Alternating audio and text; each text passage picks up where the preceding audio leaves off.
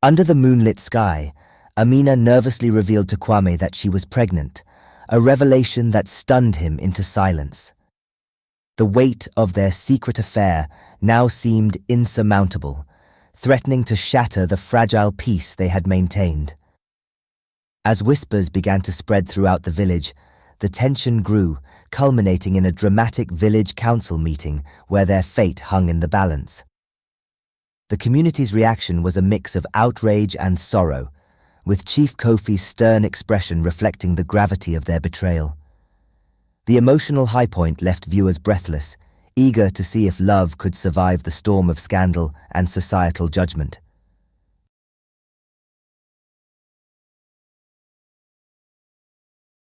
The process of reconciliation was slow and delicate, requiring patience, understanding, and a willingness to forgive. Chief Kofi, recognizing the importance of unity for the village's future, led the healing process. He called a meeting of the elders and key community members to discuss the family's return and how to restore harmony. Amina and Kwame stood before the council, their hearts heavy with the weight of their past actions. They spoke openly about their journey, the hardships they had endured, and their deep remorse for the pain they had caused. Their honesty and vulnerability touched many villagers, who saw their own struggles reflected in Amina and Kwame's story. Chief Kofi addressed the assembly, his voice firm but compassionate. "We have all suffered from the events of the past, but today we have an opportunity to heal, to forgive, and to move forward as a united community. Let us find it in our hearts to give Kwame and Amina a chance to make amends and to show that they are committed to the well-being of Mbala." The council deliberated for hours, weighing the past transgressions against the family's sincerity and potential for renewal. Emotions ran high, but ultimately, the decision was made to allow Kwame and Amina to reintegrate into the village. Conditions were set to ensure their commitment to rebuilding trust and contributing positively to the community. Kwame would work alongside the villagers in communal projects, demonstrating his dedication and earning back trust. Amina, with her knowledge of herbal medicine and education, would resume her role as a healer and teacher, helping to improve the lives of the villagers. Kofi, the young boy who had catalyzed their return, was welcomed warmly by the village children. His innocence and enthusiasm bridged the gap between the past and the present, bringing renewal to the community. He quickly made friends and adapted to life in Mbala, a constant reminder of the power of forgiveness and new beginnings. Nana, who had played a significant role in the family's exile, struggled with her emotions. She had exposed the truth, but the consequences were far-reaching. Watching Kwame and Amina's sincere efforts to reconcile and contribute to the village, she began to question her actions and motivations. One evening, as the sun set over the village, Nana approached Amina. The tension between them was palpable, but there was also a sense of shared understanding. "Amina," Nana began, her voice tinged with regret. "I was driven by jealousy and fear. I see now the pain my actions have caused. I am sorry for the part I played in your suffering." Amina, surprised by Nana's admission, took a deep breath. "Nana, we all made mistakes. What matters now is how we move forward. Let us work together to heal these wounds and build a better future for our children." The two women, once adversaries, found common ground in their desire for reconciliation. Their conversation marked the beginning of a tentative friendship built on mutual respect and a shared commitment to the village's well-being. As months turned into years, the efforts of Amina, Kwame, and the villagers began to bear fruit.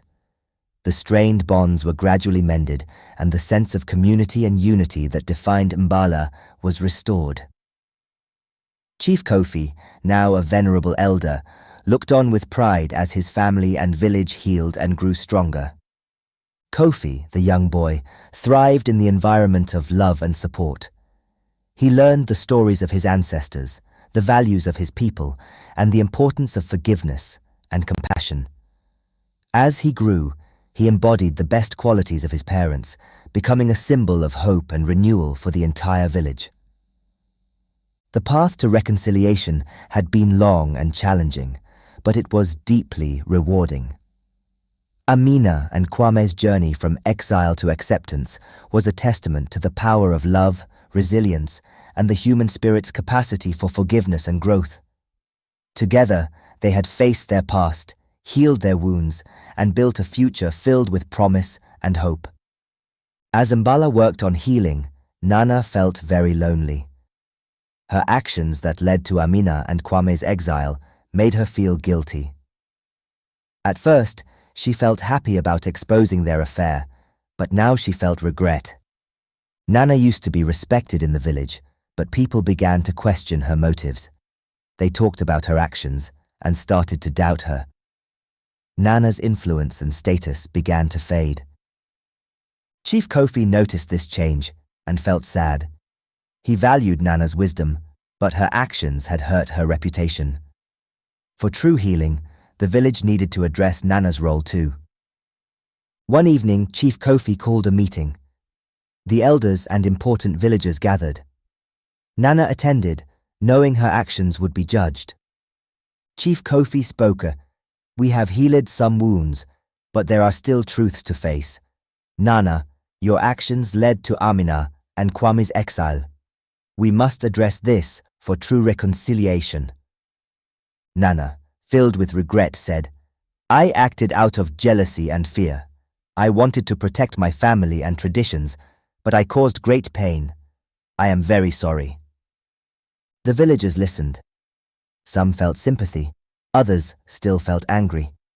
The council discussed what to do, balancing justice and forgiveness. They decided Nana would step down from her position and take a humble role in the community. She would work on communal projects to show her commitment to Mbala.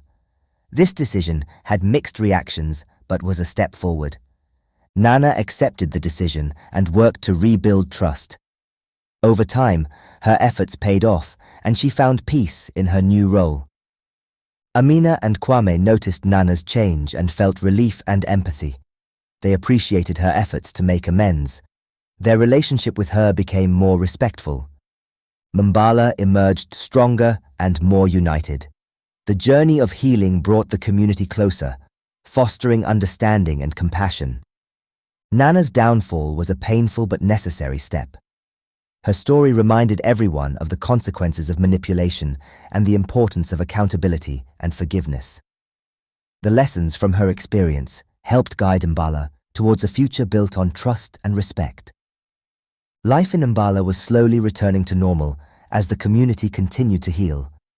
Amina, Kwame, and young Kofi were gradually integrated back into the village, symbolizing forgiveness and renewal. However, the scars of their past were not easily forgotten. One harsh cold season, tragedy struck. Amina, who had been strong and resilient, fell very ill. The tough conditions and her years in the wilderness weakened her health. Despite her strong will and the efforts of the village healers, her condition worsened quickly. Kwame, consumed by fear and desperation, did everything to save her. He sought herbs, made remedies, and stayed by her side day and night, but nothing seemed to help. The once strong woman now lay weak and frail, her life slipping away. As Amina's illness progressed, the village came together to support her. The elders and villagers offered prayers and assistance, recognizing how important Amina had been for the village's healing. Chief Kofi also felt the weight of the impending loss, knowing Amina's presence had been crucial for reconciliation. One cold evening, as the wind howled outside their hut, Amina called for Kwame and Kofi. She knew her time was near and wanted to be with the two people she loved most. Kwame held her hand tightly, tears in his eyes, while Kofi, now a strong and compassionate young boy, stood by her side. "Amina," Kwame whispered, "please don't leave us. We need you." Amina, her voice weak but full of love, looked at Kwame and Kofi. "Kwame, my love, you have been my strength. Our journey has been hard, but full of love and hope. Promise me you will stay strong for Kofi and continue our dreams." Turning to her son, Amina said, "Kofi, you are the light of our lives. Remember the lessons we taught you, the values of our people, and the love that binds us. You have a bright future. Be brave, be kind, and know I will always be with you in spirit." As tears streamed down their faces, Amina took a final breath, leaving her body with a sense of peace. Kwame and Kofi held each other, overwhelmed by grief but finding strength in their love and memories of Amina. The loss of Amina was a deep blow to Kwame, Kofi, and the village of Mbala. Her absence left a void deeply felt by all who knew her. The community mourned together, honoring her memory with a ceremony celebrating her life, contributions, and indomitable spirit. Kwame, though devastated by his wife's loss, found solace in the village's support and his son's presence. He dedicated himself to raising Kofi, teaching him the values Amina cherished.